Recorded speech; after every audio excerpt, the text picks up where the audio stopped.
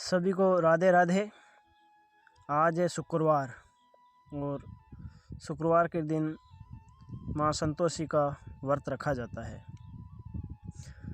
आज माँ संतोषी का दिन है। कहा जाता है कि माँ संतोषी से सच्चे दिल से जो मांगा जाए वो पूरा हो जाता है। इस दिन माता का व्रत रखा जाता है। अगर इस दिन सच्चे मन से माँ की व्रत की कथा की जाए तो माँ अपने भक्तों की मनोकामनाएं पूर्ण करती है। तो चलिए आज सुनते हैं संतोषी माता की व्रत कथा। एक बूढ़िया थी जिसका एक पुत्र भी था।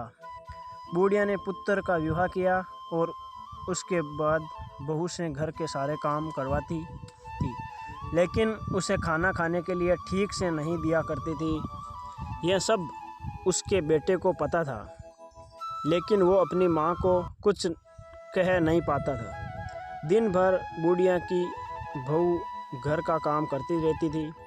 इसी में उसका सारा दिन गुजर जाता था। लड़के ने इस पर काफ़ी विचार किया और एक दिन अपनी माँ से कहा, माँ मैं परदेश जा रहा हूँ। बेटे की बात सुनकर उसे बेहद अच्छा लगा और उसने बेटे को जाने की आज्ञा दे दी। इसके बाद उसने अपनी पत्नी से कहा कि मैं परदेश जा रहा हूँ, मुझे अपनी कोई निशानी दे दो। इस पर उसकी पत्नी ने कहा कि उसके पास देने योग्य कोई भी निशान नहीं है। यह कहकर वो रोने लगी और अपने पति के पैरों में गिर गई। पत्नी के हाथ गोबर में सने हुए थे तो उसके पति के जूतों पर उसके हाथों की छाप पड़ गई। बूढ़िया का पुत्र परदेश चला गया। उसके जाने के बाद बूढ़िया ने अपने बहू पर बहुत अत्याचार किए। बहू बहुत दुखी रहने लगी और एक दिन मंदिर चली गई। वहाँ उसने कुछ स्त्रियों को देखा, वो सभी पूजा कर रही थी। यहाँ से उसे संतोषी माँ के व्रत का पता चला। उन्होंने बताया कि इससे सभी कष्टों का अंत हो जाता है। स्त्रियों ने उसे बताया कि शुक्रवार के दिन नहा धोकर एक लोटे में साफ जल लेना, साथ ही गुड़ चने का प्रसाद लेना, संतोषी माता को सच्चे मन से याद कर उनका पूजन करना। ध्यान रहे कि इस दौरान खटाई बिल्कुल नहीं खानी होती है, साथ ही किसी को देनी भी नहीं होती है। साथ ही एक समय भोजन ग्रहण करना होता है। संतोषी माँ के व्रत को विधान से करना होता है। माँ की व्रत कथा सुननी होती है। सुनने माँ के व्रत करने पर शुरू कर दिए।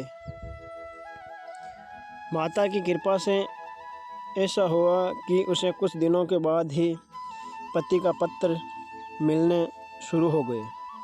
कुछ समय बाद पैसा भी आ गया। कुछ दिनों बाद पैसा भी आ गया। वो बहुत प्रसन्न हुई। उसने फिर से व्रत किया। वो मंदिर गई और बाकी की स्त्रियों को बताया कि संतोषी माँ की कृपा से हमें पति का पत्र और रुपए मिल गए।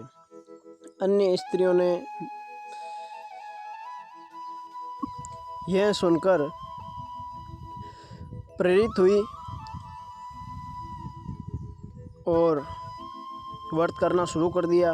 बहू ने कहा कि जब उसका पति घर आ जाएगा तब वो उद्यापन करेगी। एक रात संतोषी माँ उसके पति के सपने में आई। उन्होंने उससे पूछा कि वो घर क्यों नहीं जाता।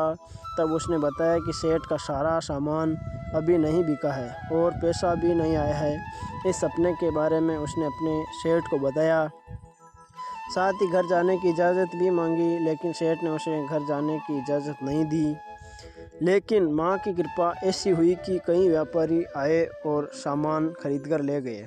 इसके बाद सेठ ने उसे घर जाने की इजाज़त दे दी। बूढ़ियों का बेटा घर लौट आया। वहाँ आकर उसने अपनी माँ और पत्नी को बहुत सारे रुपए दिए। उसकी पत्नी ने उसे कहा कि अब वो आ गया है तो उससे संतोषी माँ के व्रत का उद्यापन करना है। उसने सभी को न्योता दिया और उद्यापन की तैयारी करने लगी। लेकिन उसके घर के बराबर में रहने वाली एक स्त्री उसका सुख देखकर ईर्ष्या करने लगी। उसने अपने बच्चों का सिखा कर भेजा कि खाने के समय खटाई मांगना। उद्यापन के समय जब बच्चे खाना खा रहे थे तब उन्होंने खटाई की मांग की, लेकिन बहू ने पैसे देकर किसी तरह से बहला दिया।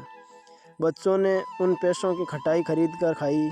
इससे माता का कोप महल पर बरसा। राजा के दूत उसके पति को पकड़कर ले जाने लगे। उसे किसी ने बताया कि जिन बच्चों को उसने पैसे दिए थे उन्होंने उस पैसे की खटाई खरीद कर खाई थी। इसके चलते बहू ने दोबारा व्रत के उद्यापन करने का संकल्प लिया। जैसे ही उसने संकल्प लिया और मंदिर से निकली तो रास्ते में उसे उसका पति आता नजर आया। उसके पति ने कहा कि उसने जो भी पैसा कमाया है राजा ने उसका कर मांगा था। इसके बाद अगले शुक्रवार को बहू ने माँ के व्रत का उद्यापन किया। इससे माँ प्रसन्न हो गई। इसके बाद बहू को एक प्यारा सा बेटा हुआ और वो खुशी खुशी रहने लगे। सभी को संतोषी माता की कहानी बढ़िया लगी है तो लाइक करना, शेयर करना और सब्सक्राइब करना चैनल को। धन्यवाद।